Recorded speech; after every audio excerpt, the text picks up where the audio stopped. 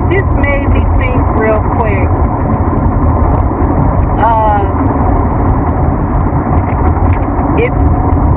If I was to do that in life and start thinking every day, actually I have been doing this, like if I die today, if I die tonight, at least I got this amount and that amount done. I did what I can do. I did what towards what I want to do. It's like, I don't know. But I think, I just wanted to share that. Just thinking about, when someone passes and we just, no work, no cooking, no socializing, no going out, no this, no that, no phone calls, no internet, no social media, no. You're going to head to the person's home going and stop everything you're doing. And I think I'm going to share from my experience. I can't talk from about nobody else, but I share from my experiences, which may, whether it helps somebody, whether it doesn't help somebody, but I love just sharing. And if we look at everyday life like that, like it could be the last. I mean, seriously, we don't know, right? We just don't know as we continue on with our lives. So I just had to say that part in the beginning.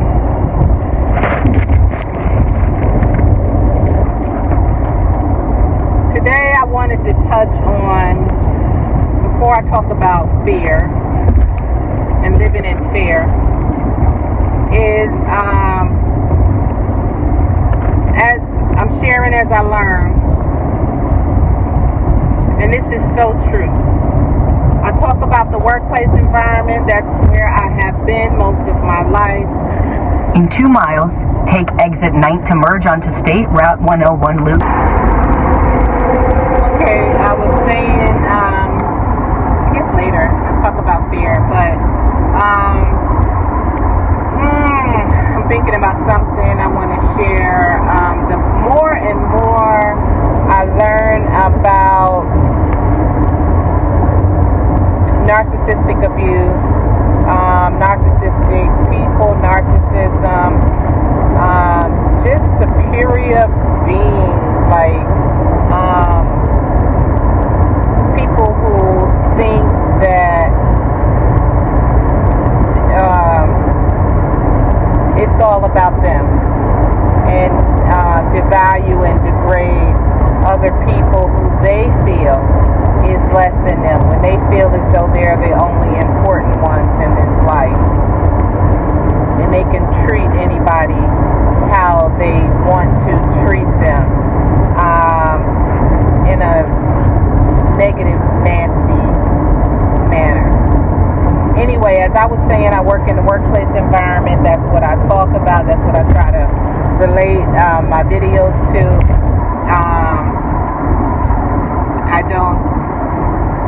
I try to stay away from politics, intimate relationships, neighbor relationships, family relationships, business relationships. But when you're listening and learning about different behaviors and personalities in a way where it can protect you and protect your feelings and keep you moving into the direction that you want to move into when we talk about growth, and how to protect yourself, is the workplace environment is how I relate mine to. And I was just thinking, sometime, have you ever worked in a place where you walk in, as soon as you walk in the door, and there's certain people you walk by, and they're constantly F this place, they're slamming things around, F these managers, F these supervisors, F this computer system, it's crap, it's always broken. F these patients that come in here. F this and F that and bop, bop, bop, bop, bop. Nasty, nasty. And you come in and you're always happy, happy, smiley, smiley. But sometimes it can get into your soul. This is why it's so important to protect yourself on the outside of the workplace environment, in your home, when you go home, before you go to work, and after you leave work. It's so important to pour into yourself. To get your happy on, to get your feel good on, to get whoever you are, and not let poison soak into your system and your mind and your body. And sometimes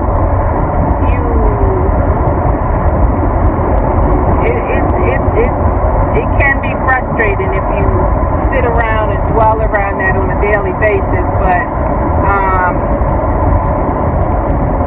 and you watch people that are hurt by these type of people, it can play a part on you. Sometimes you have to get out, you have to say la vie, baby, and resign and go somewhere else. Or just continue to learn how to protect yourself, learn how to speak up for yourself, learn how to write. You're not, like they say, choose your battles. You're not, indwelling in every single situation or getting involved in every wrongdoing situation, but you do come to a point to know how to choose your battles. But with situations like this, I'm learning, and it's so true when I listen to people explain this, and I've experienced it. It's like you come in happy. Have you ever heard somebody say, "I'm gonna slap that smile off their face," or when I get done with them, they won't be smiling no more, and they laugh when people either trip and fall, or something bad or something happens to them. And it's like when you come in and you're happy and you feel good, it's hard. In 2 miles, take exit 186 onto Higley Road. It's hard to not let anyone interfere with that. But I think I want to share, to think of it like this. Those type of people will, anytime, you got to be careful of what you complain about, of what's not fair to you, of what's not, have been justifiable to you in the workplace environment, because they will take that and capitalize on that. See, I told you, they treating you wrong, and and they treat me wrong too, and this is why I do this, and this is why I do that. So you got to be careful at who you share when somebody do you wrongdoing, or how you feeling about a particular situation or something that happened, because they always want, these type of people will want you nasty and mad and stay in a sick, negative state of mind on a 24/7. One of these things could be when people say things are never change. It's gonna always be this way. And if you're not the type of personality where it makes you feel good to feel nasty and always complaining state of mind, and a stuck type person where you're not doing anything for yourself, that makes you feel good when you're not working, when you're not doing things for other people, when you're actually doing things for yourself. And if you feel as though, one of those things where the world is going to hell in a breadbasket or something like that. So, I think the main thing I'm trying to say is what I'm going to share, what makes me feel good is when I'm not at work, I go home and I do things that makes me feel good. And so it just can't help the way I feel when I walk into the workplace environment. And sometimes, no, it don't last, because there's always something crazy going on. Always someone that's going to try to come at you with something, what I may perceive as negative, right? But I'm learning to, and have learned to, control myself, control my emotions. Like, it's not worth it to get worked up with someone else just because someone did me wrong, just because I witnessed someone do someone else wrong. And so for someone else to say,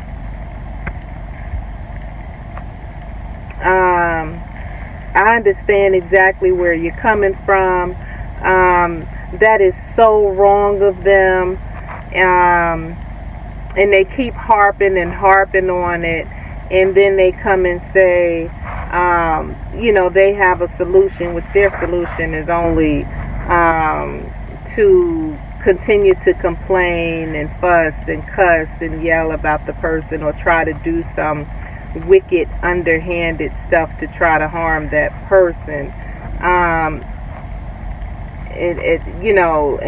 talk about them in every sentence, every conversation that they can. So I try to nip that. I do, because I can't. I'm not dealing with that. I nip it in the butt. Like, sometimes it all depends. I'll listen to, because I like to hear a bit of gossip once in a while, something that's going to make me laugh, and move in it, but move the hell up out of it real quick, because it doesn't, it's nothing productive, not for me, not for anyone else, but then for people to try to, they can conversate with you and want to always be around you, listen to how you think, watch how you do things, and try to pick your brain on how you're thinking about certain things, and then, but when you're happy and when you're doing certain things for yourself, when you're thinking for yourself, where they cannot control how you think, and they cannot control your being, they need you to be mean and nasty the way they are, then it becomes a big, huge problem, right?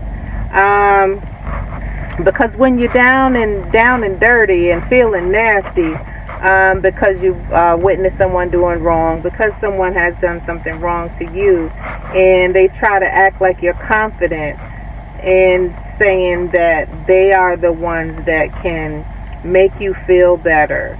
They are the ones that are giving you the consolation. You need to only listen to them. And I don't know. It's a lot deeper than what I'm explaining here, because I'm just learning how to talk about this by myself.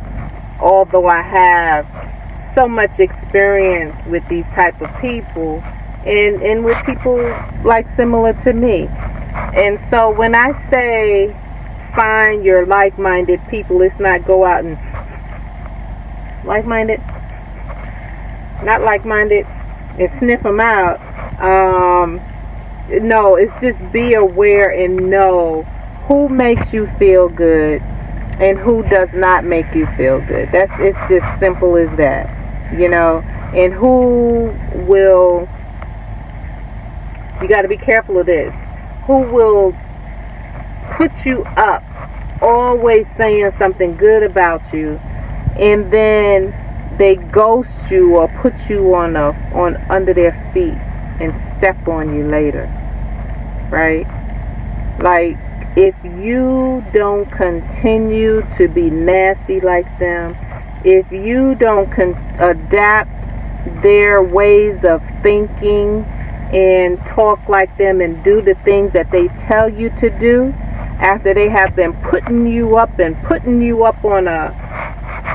this high horse type deal thing, you're going under their feet and they're going to stomp the mess out of you. So, and then you're like, what in the world happened? Because you're speaking up and having your own voice, which does not resonate with how they told you how to think, how they told you how to believe. So then you become dirt under their feet, And so sometimes you have to, this is why when I say I speak for myself, I stay professional. I can get into the laughter and the this and that and be, get into the laughter and hold conversations and make jokes and stuff like that. But when it comes time to set those boundaries, and they step on you and smack you around and try to smack you around and they can't, then it comes a time to put your foot down on that professionalism and say there's a thin line, and as that line is becoming very thick, because I'm not gonna have your shit, Okay, I'm gonna have to wrap this up. My main thing is that let no one take away your happy. Let no one have you finding yourself stuck where you're not working on yourself, your mind, your body, your soul, because they're keeping you in a nasty state of mind, like things will never change. We need to go out and hold up a picket sign and fuss about this and complain about that. Get into yourself. Do something for yourself every single day until you get to the point where you feel content about what it is that you're doing. Whether it's writing your book, whether it's writing your poetry, whether it's writing songs for rap music, for regular music, whether you're going out speaking engagements, whether you're going into the community and sharing your thoughts and ideas and can help any ways that you can, whether it's advocating for whatever you want to advocate for, whether it is writing and learning how to write better to get your points across, to bring your voice to the forefront in whatever situation that resonates with your spirit and your mind and your body, not because of what someone else tell you that you should be concentrating on, and eating the way you want to eat, not the way someone else tells you they have done it this way and this is the only way it's going to work. The same with working out or not working out, so for somebody to hijack your mind in the way you feel, and because it's their problem, when they have a problem with you, not agreeing with them and not letting them solve all your problems for you, to keep you in that stunt your growth per se state of mind. All right, peace.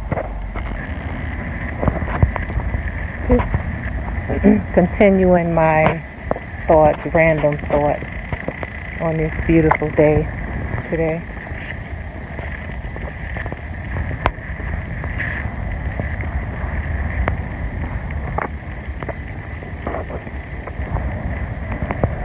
It's amazing how people, we all are from different backgrounds, the same backgrounds,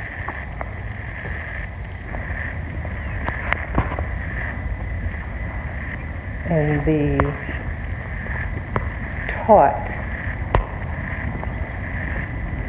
of hate is a doggone mess. But it is what it is. It's just like I like apples better than oranges. But for me and my personality, it doesn't mean that I would destroy an orange. I still eat them. But because I don't like them as much as I do apples, we don't have to like one another. We don't have to want to be around one another.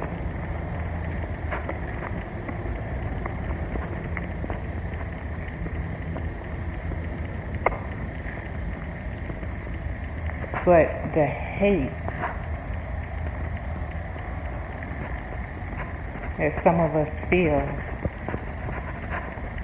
when we don't look alike, talk alike, walk alike, think alike, believe alike.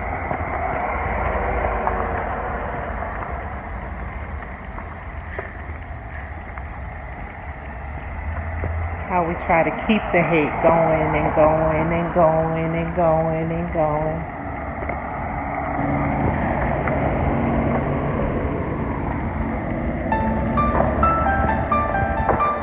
For what?